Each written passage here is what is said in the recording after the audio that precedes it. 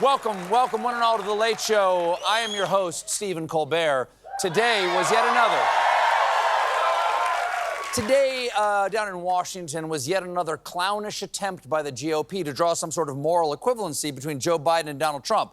This time, they heard testimony from Special Counsel Robert Hur, who is the guy in charge of the investigation into President Biden's handling of classified documents. In Hur's report, he declined to charge Biden with any crimes, but he attacked the president's mental fitness, saying he presents as a sympathetic, well-meaning, elderly man with a poor memory. That kind of assessment is sort of outside the normal job description of a special counsel. It'd be like your doctor saying, well, we ran some tests, Mr. Johnson, and your cholesterol looks very good, but I am worried about how ugly you are. I'm gonna write you a prescription for bag over your head. Unlimited refills.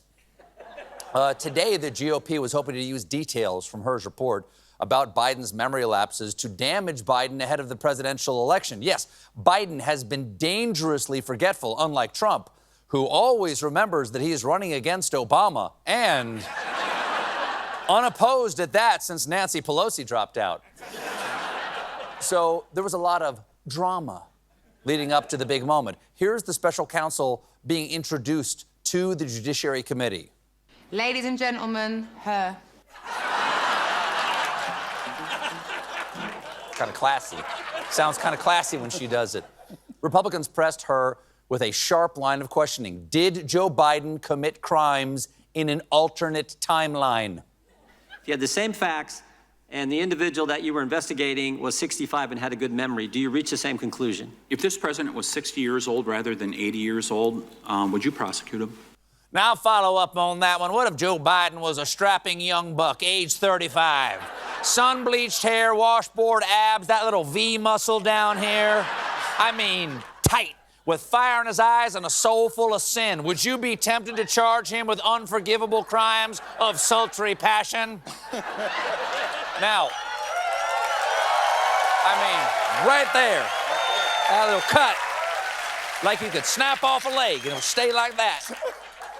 Hur refused to engage in hypotheticals, but today he did release the full transcript of his interviews with the president. And what do you know? It's not as old man forgets a lot as his summary made it out to be. At one point, Hur even complimented Biden's memory specifically, saying, "You appear to have a photographic understanding and recall." So the exact opposite of his report summary. At this point, I'm worried about Hur's cognitive ability.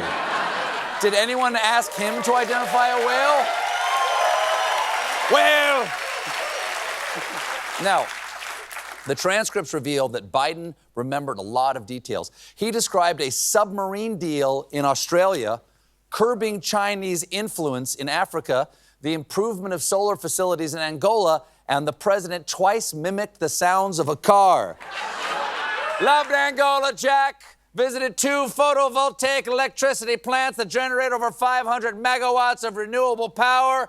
Also, cars go vroom, vroom. That's number 1. No, I'm serious, folks. That's number 1. Number 2, they go beep, beep. The car noises were apparently... Really?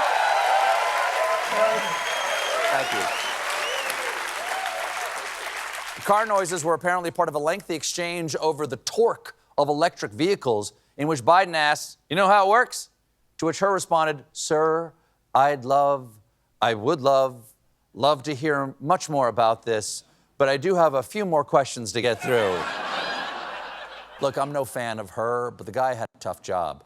Mr. President, with all due respect, might it be possible to answer the question without a trip to the basement to see the model trains? No? Okay. Biden also regaled Hur with details of a trip to Mongolia, saying, "We're out in the middle of nowhere and they're looking up on the hill. It's a 20-mile horse race with all these kids under the age of 16 on bareback racing to come down. You know, they're sumo wrestlers doing everything they do. So they walked over and they had a target with bales of hay and 100 yards away, and I got handed the bow and arrow. I'm not a bad archer." That, of course, in response to the question, "Sir, would you like a glass of water?" president also joked about the FBI search of his stuff, saying, "I just hope you didn't find any risque pictures of my wife in a bathing suit," which you probably did. She's beautiful. What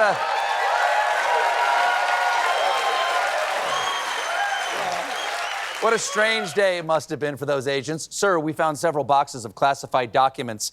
Also, bathing suit photos of Jill from Rehoboth in 1997 and a folder labeled tax documents, hubba hubba. Now, of course,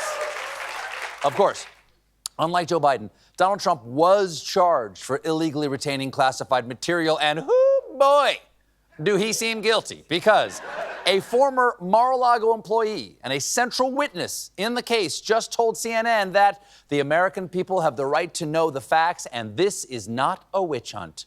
Well, it's clearly. I mean, come on.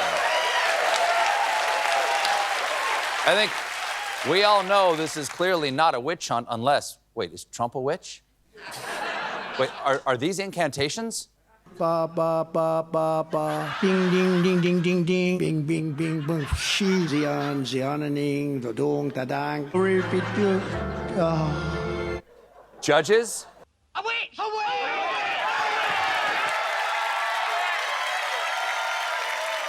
I'll clean up nicely.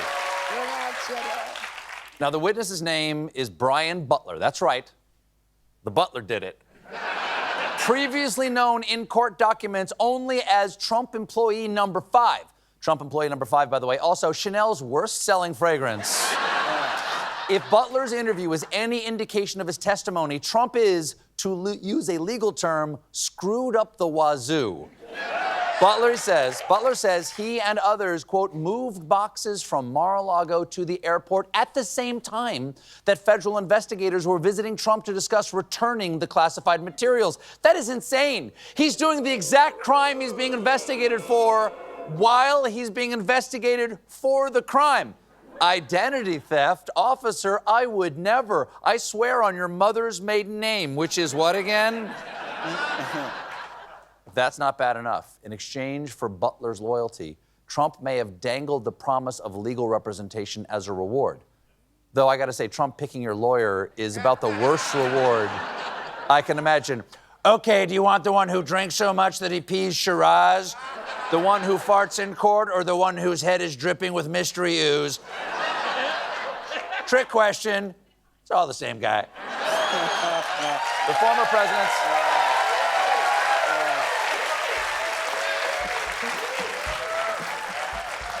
Former president's legal bills have really been piling up. They're a money pit, and word on the street is that the Trump campaign is so light on cash that the former president may not be able to hold many of the signature rallies he so enjoys. Imagine what that's going to do to Trump's already fragile psyche. To get the approval he so desperately needs, he's going to have to rally door to door. Hello, citizen, do you have a moment for me to tell you how windmills are destroying our failing nation? Bing bong, phew! Can I use your bathroom? Spoiler, I'll be flushing like 10, 15 times.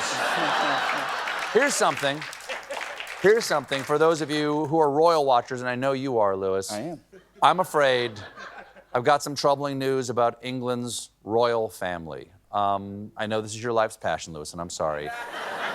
As we were talking about on this show yesterday, the kingdom has been all aflutter by the seeming disappearance of Kate Middleton. Well, now, internet sleuths are guessing that Kate's absence may be related to her husband and the future King of England, William, having an affair. Oh no, my heart goes out to poor Kate. Now let's dish the hot goss. I am ready to spill the tea, literally. Fabrizio, bring it out. There you go. Thank you, Fabrizio. Thank you very much. Thank you. You may go. Go, go, go, go. I'm not going to share the stage with someone that handsome.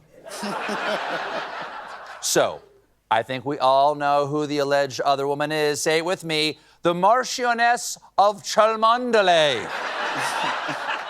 What a beautiful name that I'm being told right now that I pronounced incorrectly. It is, in fact, pronounced Chumley. Counterpoint. No, it's not. Learn English, England. Now, there have been rumors of an affair between William and the marching band of chicanery since 2019. According to tabloids back then, when Kate supposedly confronted him about it, he laughed it off, saying there was nothing to it. Aha, always a good response when your wife accuses you of cheating. Ha ha! Imagine me having an affair. It is to laugh. It reminds me of a jape. Knock, knock. Who's there? Oh, it's my illegitimate son. I've knocked up my mistress. The Marcus Mumford of Chumbawamba is an old friend of the royals, and she's married to a close friend of William's, David Rocksavage. Really? Rocksavage? That sounds less like a British noble and more like a musician from the Flintstones. Rocksavage, what? Oh, sorry, I'm being told it's actually pronounced Chumley. We got a great show for you tonight.